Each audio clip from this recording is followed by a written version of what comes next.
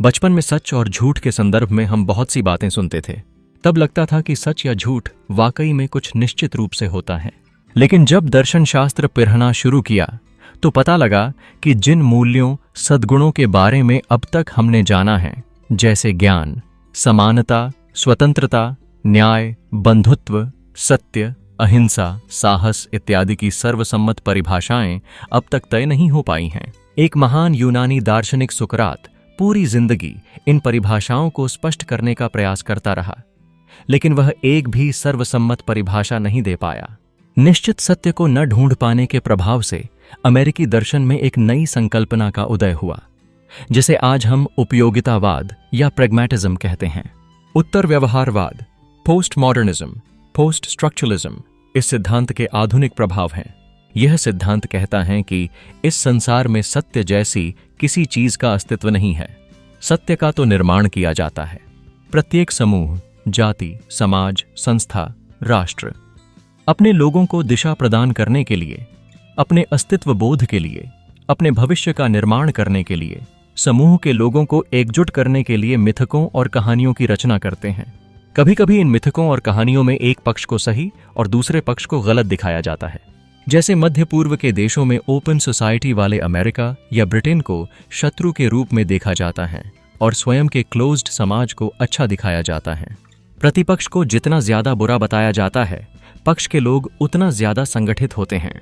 जैसे किसी फिल्म में खलनायक जितना ज्यादा बुरा दिखाया जाता है, नायक उतना बेहतर दिखता है।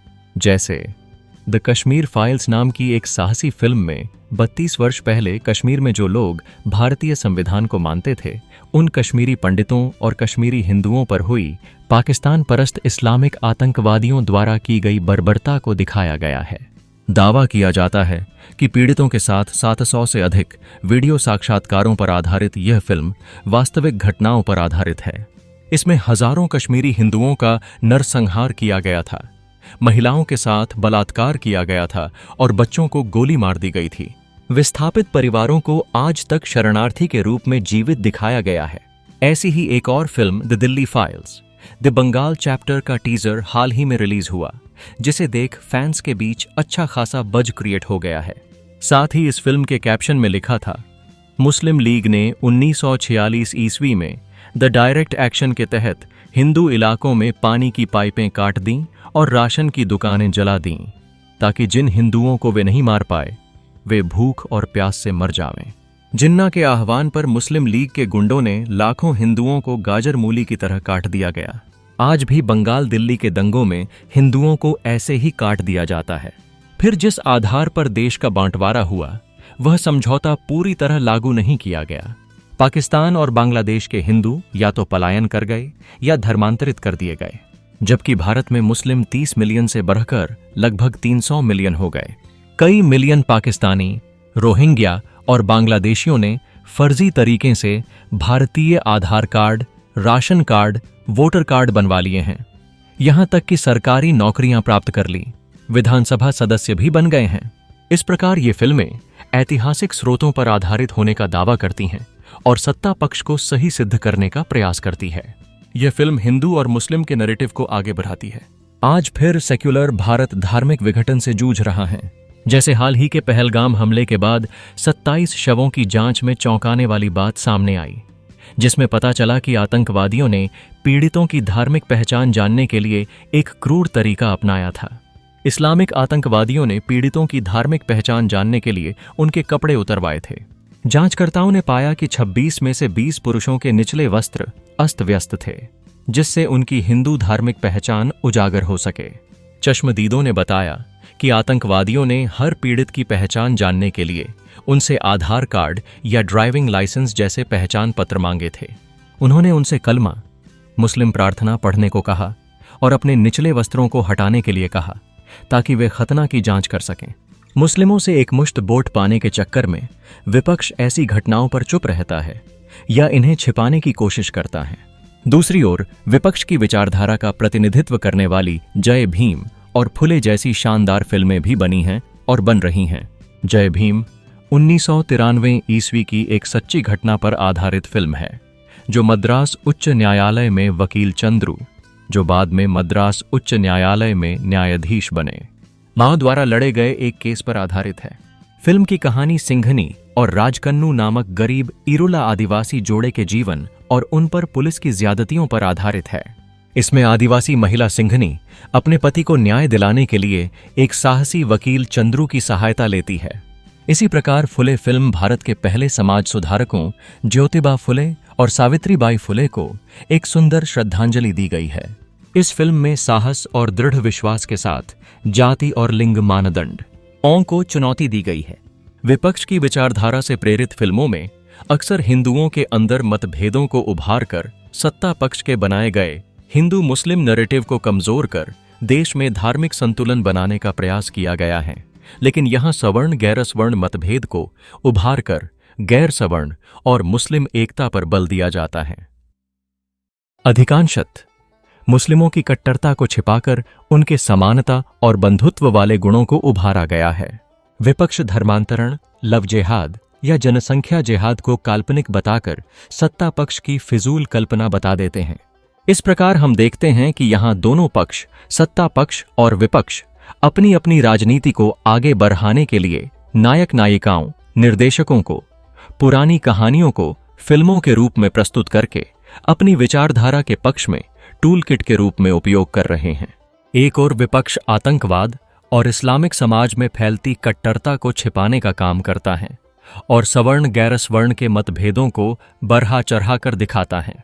दूसरी ओर सत्ता पक्ष हिंदू धर्म के आंतरिक मतभेदों को छिपाकर हिंदू मुस्लिम वैमनस्य के नैरेटिव का निर्माण कर रहा है। साथ ही सत्ता पक्ष संपत्ति के केंद्रीकरण को छिपाकर समाज में बरहक रहे गैर बराबरी को नजरअंदाज कर देता है और धर्म की आंधी में भारतीय समाज में चारों तरफ व्याप्त भ्रष्टाचार की करतूतें दबा दी जाती हैं।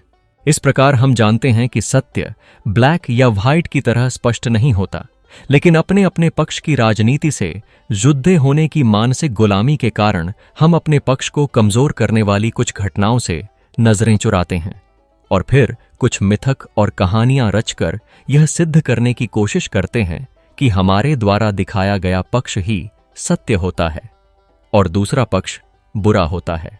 आप आजकल की जितनी फिल्में देखते हैं उनमें यह स्पष्ट देख सकते हैं, सच से यहां किसी का लेना देना नहीं है। हर पक्ष अपने अपने गढ़े गए सच को साबित करना चाहता है।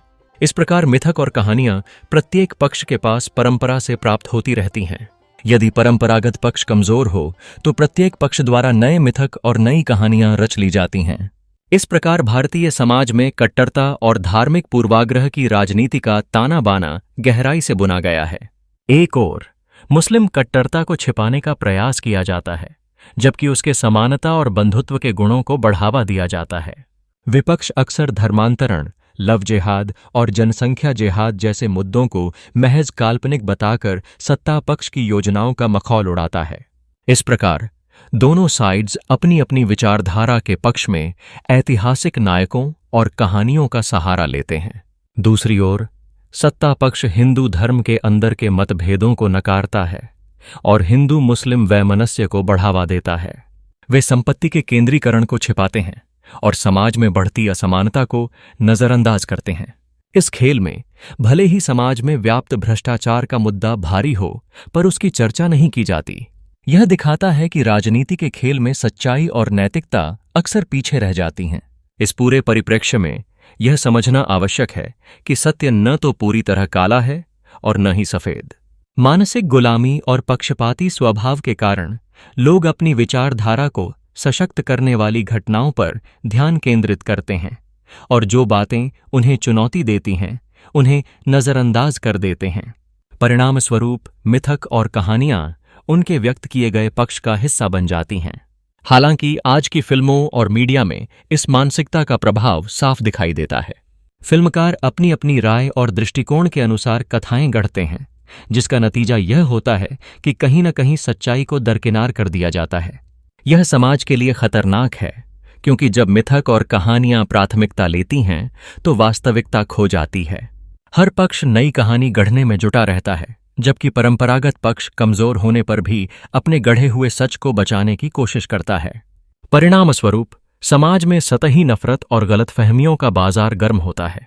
इस संदर्भ में यह आवश्यक है कि हम अपने दृष्टिकोण को खोलें और उन मिथकों के खिलाफ आवाज उठाएं जो हमारी सोच को संकीर्ण बनाते हैं। हमें एक ऐसे समाज की तलाश करनी चाहिए जहां मुखौटे ना हों और जहां हर धर्म और समुदाय की आवाज को समान महत्व दिया जाए।